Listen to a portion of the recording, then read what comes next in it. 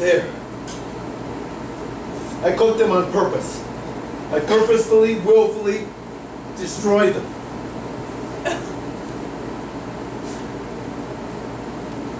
I don't know what happened. I don't remember that. The main thing was I just wanted them out of my sight. I didn't want to. I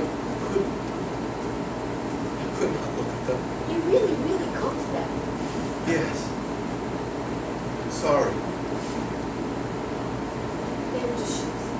They were valuable shoes. Well, the truth is I got them on sale. Oh. They were reduced considerably.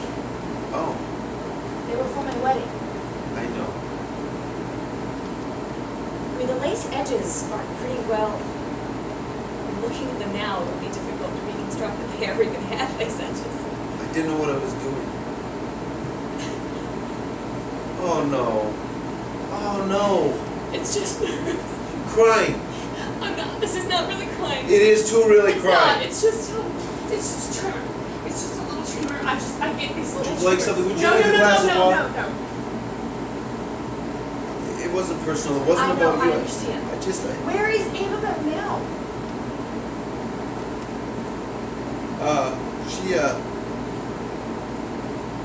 There was an accident. Well, what kind of an accident? She fell. Bad fall. What happened? She took a bad fall. Very bad fall.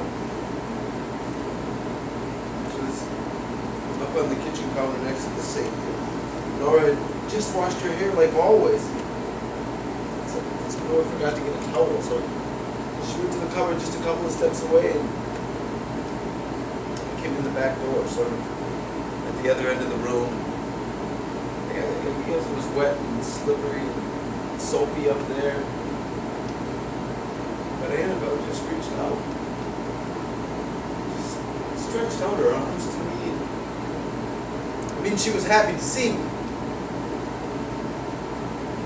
And then she rolled sideways and slid off. She just slid off? Yeah. I ran up right up to catch her. I ran right up there. I was almost there when she hit the floor. There's a little truck, toy truck, and this one little part of her head hit the corner of the truck. I mean, evidently, there's this one little part of your head where if you would have fallen, hit it on the edge of a toy truck. Yeah. Yeah. Well, it was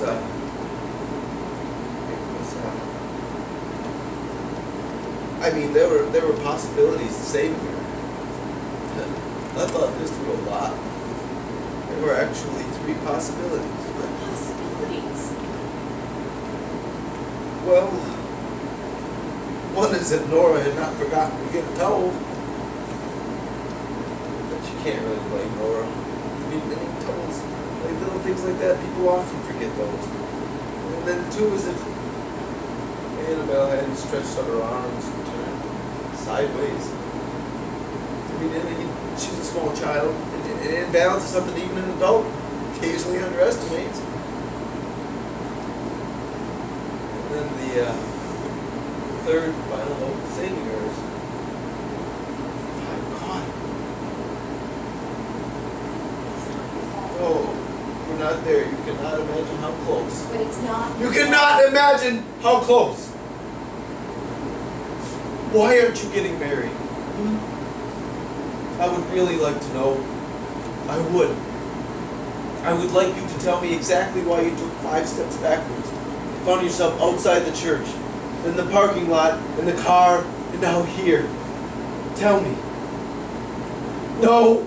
Don't you come near me, don't you touch me. I won't hurt you. You won't hurt me? You think you won't hurt me? Look. Look.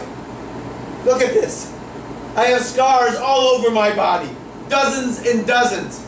This one I got just from touching the top of her head. Here. Here. Just where she fell asleep. Her cheek. Here. This is where she kissed me. I have hundreds and hundreds like stars all over my body.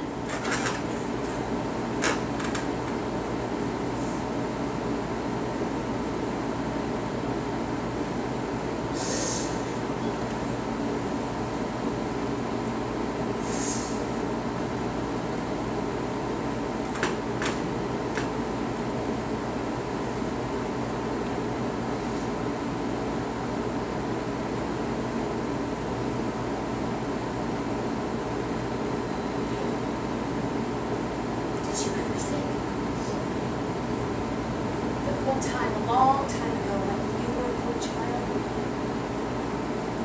that you were visited by an extraterrestrial. Well, they say that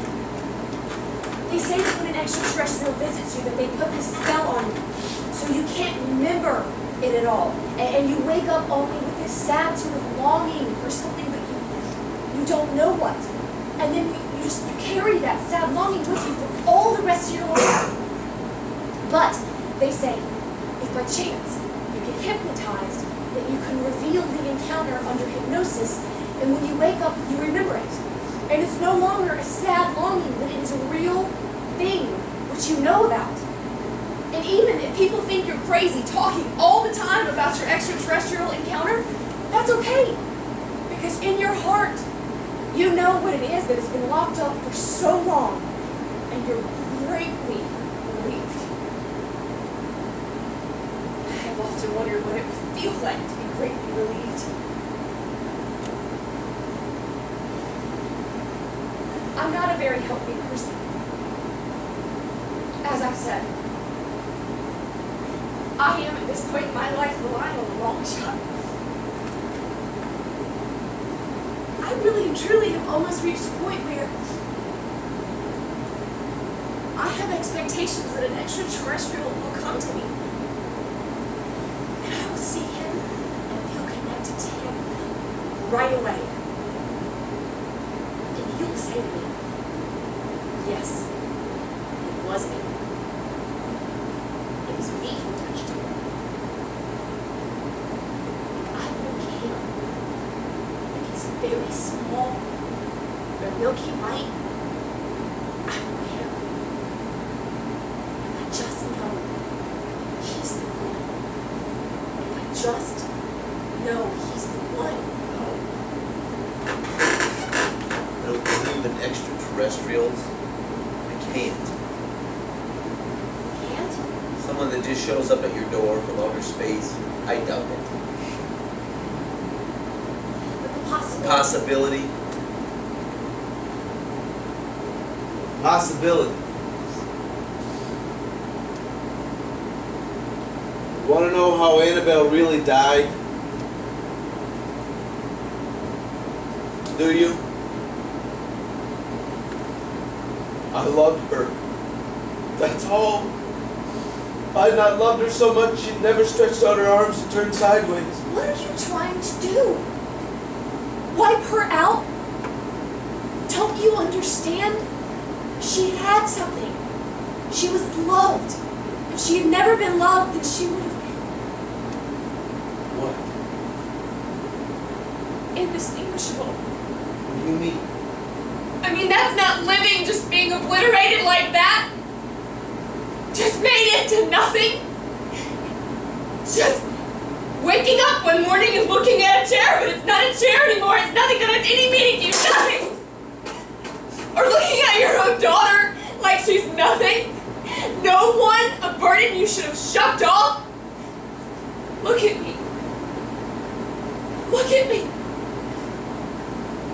There was a time in my life that I was bound for glory. Every day I was bound for glory. I was connected to this earth. I had expectations. Do you understand me? I was alive. And now I'm just hovering. Hovering, and I can't stand it. I can't. I just want to land. I just want to come in for a landing. You're not hovering. You are here. I'm not. I was at my wedding. In the vestry, getting ready to go in. And there he was. I didn't even know he was coming. Surprise. And I said, Daddy. and he looked around like he thought somebody else had come in. And I said, "Daddy, it's me. It's Rosanna." And he looked right into my face. He looked right into it. And he said, "It's so nice to meet you, Rosanna. I do believe you're the prettiest little girl I've ever seen." His eyes looked right into mine, and he saw nothing.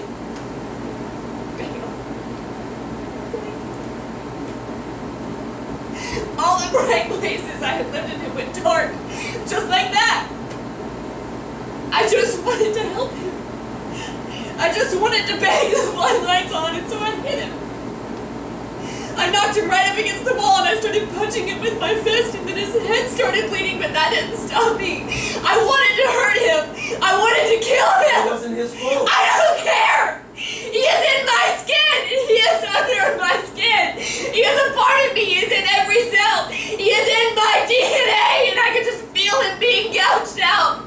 I could just feel the light in every cell of my body just being spit out, and I could just feel myself being ripped to shreds, and I could just feel myself being disconnected and cut loose and just hurtled into space. And I just thought, I have to have someone.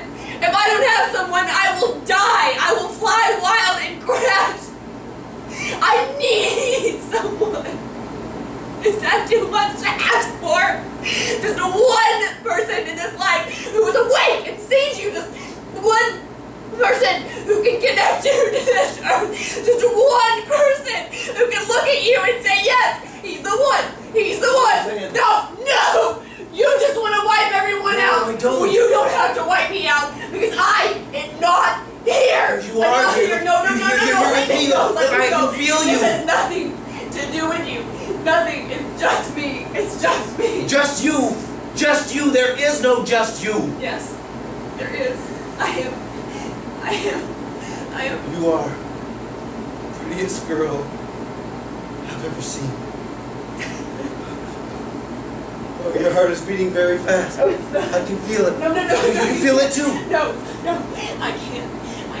Please let me go. I'm in danger. I'm in No, great danger. I've got you right here. I'll crash. Oh, God. I've got you. I've got you.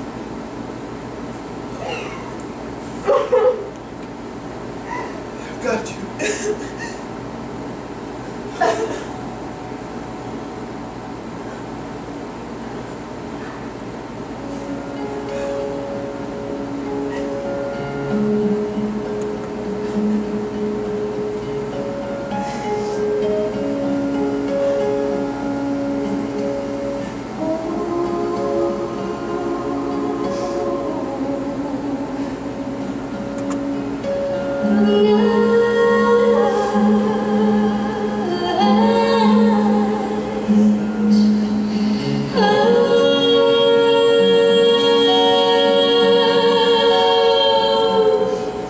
Watching over you.